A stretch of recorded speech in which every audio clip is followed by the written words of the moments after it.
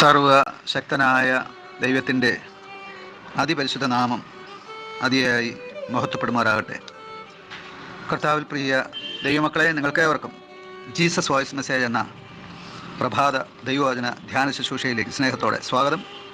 അല്പസമയ ധ്യാനത്തിന് ഒരു തിരുവചനം വായിക്കുന്നു. ഇയ്യോബിൻ്റെ പുസ്തകം 1-ാം അധ്യായം 10-ാം വാക്യം. നീ അവന് അവൻ്റെ വീട്ടിനും അവനുള്ള സകലത്തിനും ചുറ്റും വേലി കെട്ടിയിട്ടില്ലയോ?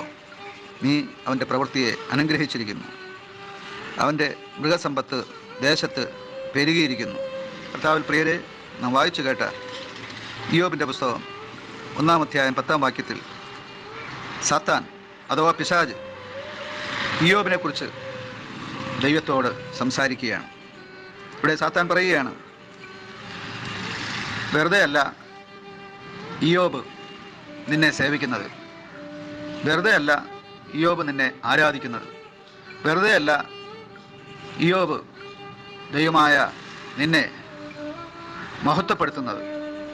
നീ അവനും അവൻ്റെ ഭാര്യയ്ക്കും മക്കൾക്കും ഭവനത്തിനും അവനുള്ള സകലത്തിനും ചുറ്റും ഒരു വേലി കെട്ടിയിരിക്കുകയാണ്.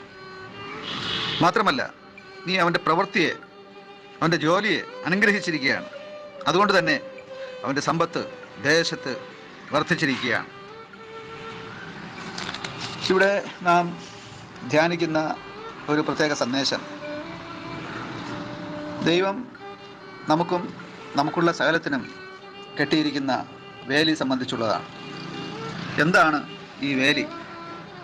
നമുക്കറിയാം, വേലിയില്ലാത്ത ഒരു വയൽ അഥവാ ഒരു വിള, ഒരു സ്ഥലം, അത് കാട്ടുമൃഗങ്ങൾ കടന്ന് അവിടെയുള്ള വിളയെല്ലാം നശിപ്പിക്കുവാനിടയാകും. വേലി സംരക്ഷണ ഭിത്തിയാണ്.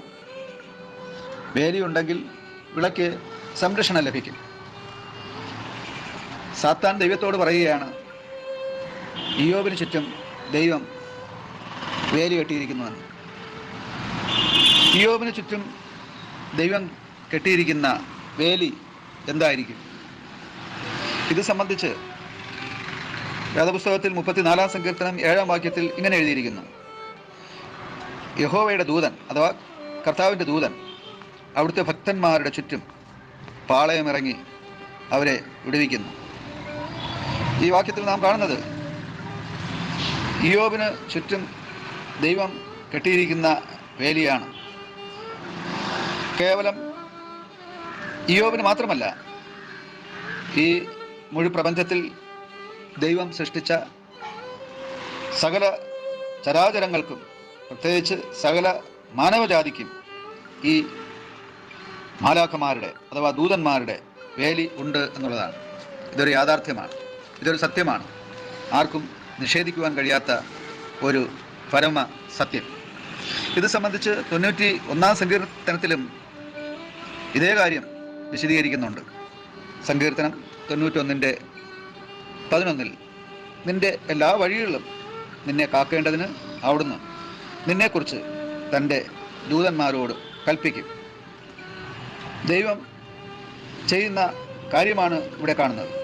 നമ്മുടെ എല്ലാ വഴികളിലും നമ്മെ സംരക്ഷിക്കുവാൻ ദൈവം തൻ്റെ മാലാഖമാരോട് കൽപ്പിക്കുമെന്നാണ് പറയുന്നത്. അതുകൊണ്ട് തന്നെ ഈ മാലാഖമാർ നമുക്ക് ചുറ്റും ഒരു വേലിയായി സുരക്ഷ ഒരുക്കുന്നു. നമുക്കറിയാം, നമ്മുടെ മുഖ്യമന്ത്രിയോ നമ്മുടെ പ്രധാനമന്ത്രിയോ മറ്റ് അധികാരികളോ ഏതെങ്കിലും ഒരു സ്ഥലത്ത് വരുമ്പോൾ അവർക്ക് ഏറ്റവും വലിയ സുരക്ഷ ഒരുക്കുന്നു. അതുപോലെ തന്നെ നമ്മെ ഓരോരുത്തരെയും സംരക്ഷിക്കുവാൻ ദൈവം ഒരുക്കിയ വേലിയാണ് അവിടുത്തെ ദൂതന്മാർ അഥവാ അവിടുത്തെ മാലാഖമാർ. അതുകൊണ്ട് തന്നെ നാം ഈ ലോകത്തിൽ ജീവിക്കുമ്പോൾ നിർഭയമായി നമുക്ക് ജീവിതയാത്ര തുടരുവാനായിട്ട് സാധിക്കും. കാരണം നമ്മുടെ എല്ലാ വഴികളിലും നമ്മെ കാക്കുവാൻ അവിടുത്തെ മാലാഖമാരുണ്ട്. ഈ വചനങ്ങളാൽ സർവശക്തനായ ദൈവം നിങ്ങളെ സമൃദ്ധിയായി അനുഗ്രഹിക്കുമാറാകട്ടെ. ആമേൻ, ആമേൻ.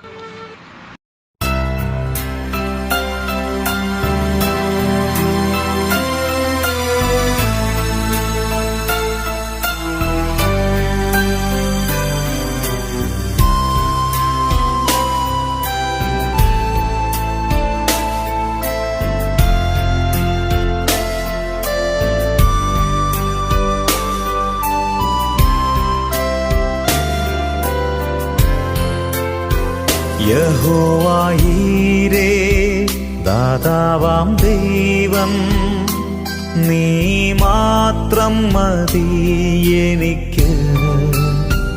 യഹോവ റാഫ സൗഖ്യദായകൻ, തന്നടിപ്പിണറാൽ സൗഖ്യം. യഹോവ ശമ്മ കൂടെയിരിക്കും, നൽകുമവൻ ആവശ്യങ്ങൾ. നീ മാത്രം മതി, നീ മാത്രം മതി, നീ മാത്രം മതി എനിക്ക്. നീ മാത്രം മതി, നീ മാത്രം മതി, നീ മാത്രം മതി എനിക്ക്.